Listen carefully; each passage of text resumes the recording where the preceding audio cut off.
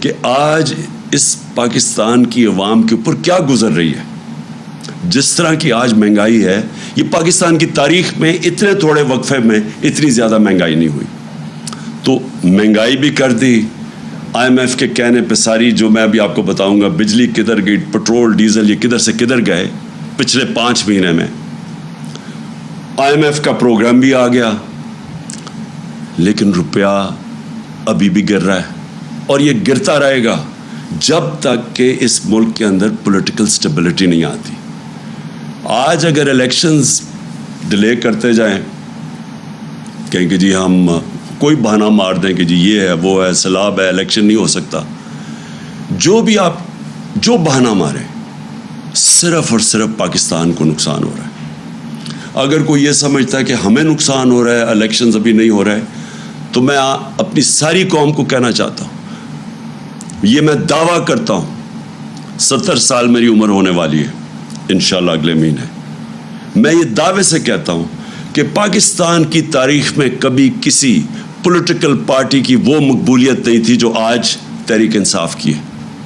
میں یہ دعویٰ کرتا ہوں کہ سارے پاکستان کے اندر اگر ایک فیڈرل پارٹی ہے جو سارے پاکستان کو اکٹھا رکھ سکتی ہے, وہ تحریک انصاف ہے.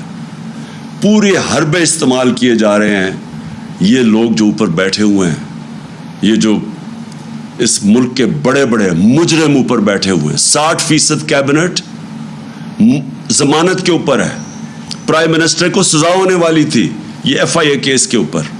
یہ وہ لوگ اوپر جو بیٹھے ہوئے ہیں, ان ساروں کو اب سمجھ آ گئی ہے کہ یہ جو تحریک انصاف کی مقبولیت ہے اب اس کو مقابلہ نہیں کر سکتے.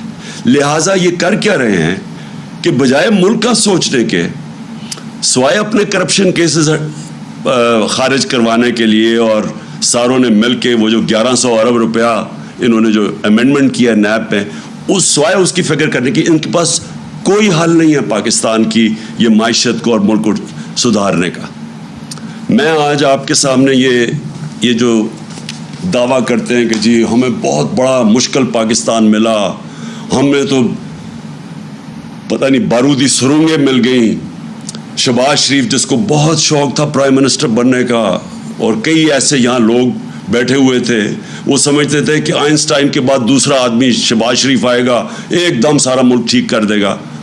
وہ سارا سب کو آج میں یہ کہہ رہا ہوں کہ یہ جو کہہ رہے ہیں کہ سارا کچھ ہمارے پہ ڈال رہے ہیں, میں آج آپ کو اسٹیٹکس سے بتاتا ہوں, فیکٹس اور فگرز سے, اعداد و شمار سے بتاتا ہوں کہ ہمیں کون سا پاکستان ملا تھا 2018 میں, یہ جو نون لیگ چھوڑ کے گئی تھی, اور ان کو کون سا پاکستان ملا تھا. یعنی ہم جب گئے تھے اپریل میں تو تب پاکستان کے کیا حالات تھے. یہ کہتے ہیں نا بہت برے حالات تھے. جب 2018 میں جب ہمیں پاکستان ملا تھا تو جو ہمارے ریزروز تھے, جو اصل مسئلہ بھی اپنی قوم کو بتا دوں, مسئلہ کیا ہے. مسئلہ یہ ہے کہ بیرونی خسارہ ہے جس کو کہتے ہیں کرنٹ اکاؤنٹ ڈیفیسٹ.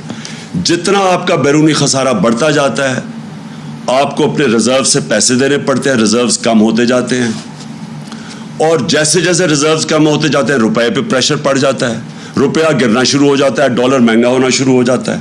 جب ڈالر مہنگا ہوتا ہے تو جو بھی چیزیں آپ باہر سے خریدتے ہیں وہ سب مہنگی ہو جاتی ہیں.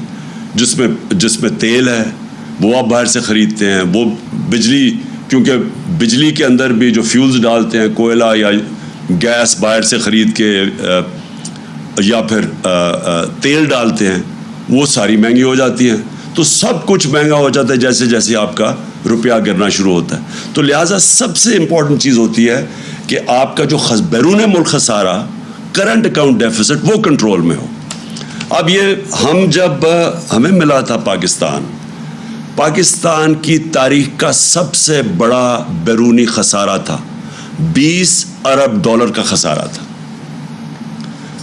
ان کو یہ کہتے ہیں نا بڑا مشکل وقت ملا تھا.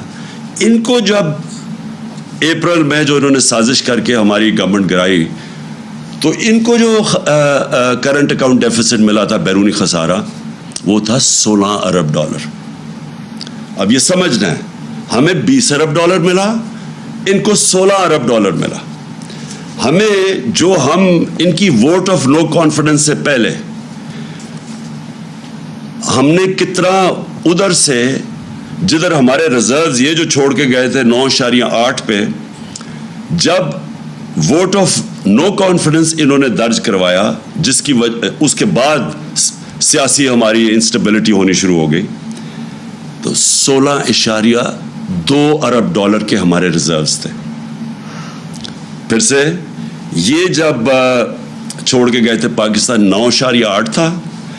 جو ہم چھوڑ کے گئے تھے انہوں نے کہا نا بڑا مشکل پاکستان چھوڑ کے گئے.